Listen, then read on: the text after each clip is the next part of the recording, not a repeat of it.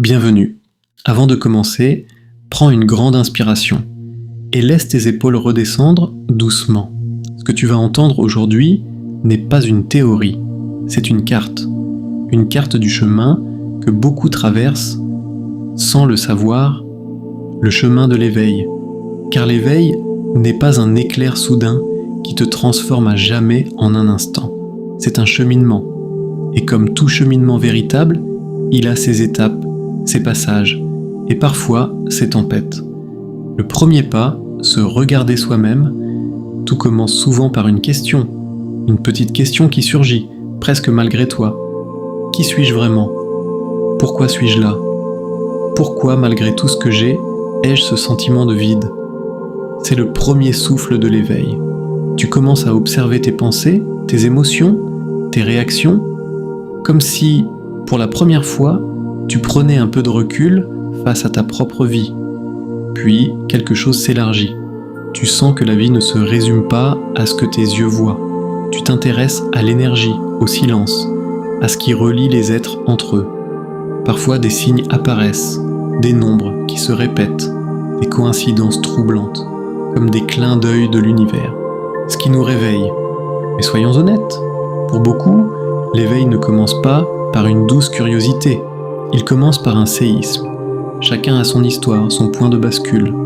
Pour certains, c'est une épreuve qui ébranle la vie tout entière. Une maladie grave, un moment où l'on frôle ses propres limites. Pour d'autres, c'est un effondrement financier, un sol qui se dérobe sous les pieds. Parfois, c'est le départ d'un être cher. Un deuil qui laisse un vide que rien ne semble pouvoir combler.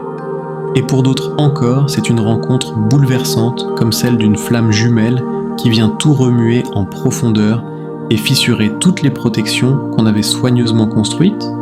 Ces épreuves sont douloureuses, je ne vais pas te dire le contraire, mais souvent, ce sont elles qui nous réveillent enfin, comme si la vie, à travers la secousse, nous murmurait « il est temps de regarder plus profond ».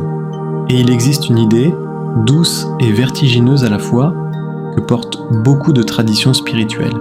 Celle que, peut-être, ton âme avait choisi ce chemin avant même ta naissance. Que ces épreuves n'étaient soit pas des punitions ni des hasards, mais des rendez-vous, des portes inscrites à l'avance pour que, dans cette vie-ci, tu puisses enfin t'éveiller. Tu n'es pas obligé d'y croire. Mais imagine un instant que ta douleur ait un sens, que rien de ce que tu as traversé n'ait été vain. Cela change déjà beaucoup de choses, n'est-ce pas ?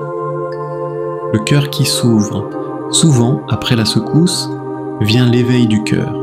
Tu ressens la compassion autrement, le pardon devient plus simple, et tu commences, peut-être pour la première fois, à t'aimer vraiment. Il arrive même que des larmes montent, sans raison apparente. N'aie pas peur, ce sont d'anciennes blessures qui se libèrent enfin. La rencontre avec l'ombre. Mais le chemin de l'éveil n'est pas qu'une douce lumière. Il y a aussi un passage plus sombre.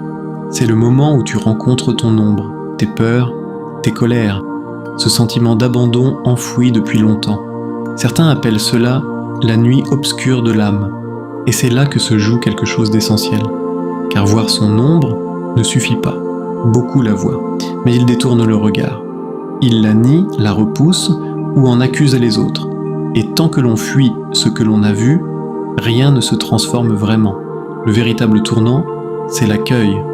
C'est le moment où tu cesses de lutter contre ce que tu vois en toi, où tu te dis doucement « oui, cela aussi fait partie de moi, je le regarde, je l'accueille, je m'y abandonne ». Cette reddition n'est pas une défaite, c'est exactement l'inverse.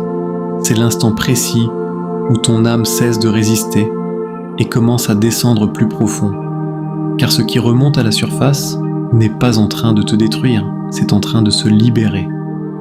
Ce qui était caché dans l'obscurité a simplement besoin de ton accueil et d'un peu de lumière pour partir. Alors si tu traverses ce passage, ne crois pas que tu recules. Tu ne recules pas, tu descends pour mieux t'élever ensuite. S'élargir vers plus grand que soi.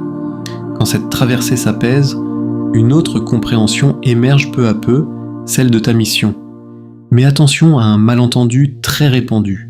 Ta mission n'a pas besoin d'être grande, spectaculaire, visible aux yeux du monde. Tu n'as pas forcément à tout quitter, à fonder quelque chose, à sauver la terre entière.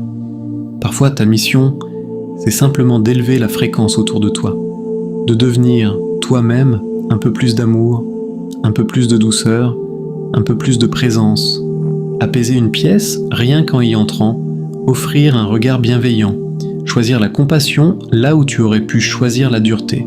Cela aussi, c'est une mission. Et c'est peut-être l'une des plus puissantes qui soit. Car en te transformant toi-même, tu transformes, sans bruit, tout ce qui t'entoure. Une spirale, pas une ligne droite, mais voici ce qu'il est essentiel de comprendre.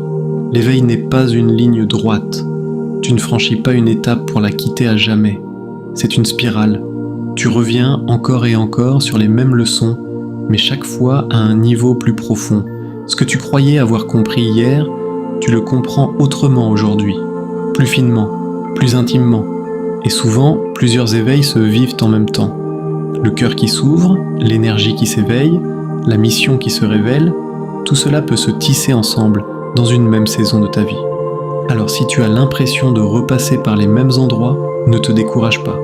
Tu ne tournes pas en rond, tu montes doucement le long de la spirale. Chaque retour est une occasion d'aller plus profond. Chaque passage difficile prépare une ouverture plus grande. Tu n'es pas en retard, tu n'es pas perdu. Tu es exactement là où ton chemin te demande d'être. Parce que la spiritualité, ce n'est pas une fuite hors du monde. C'est une façon d'habiter le monde avec plus de conscience, plus de clarté et plus de force. Prends soin de toi et à très bientôt.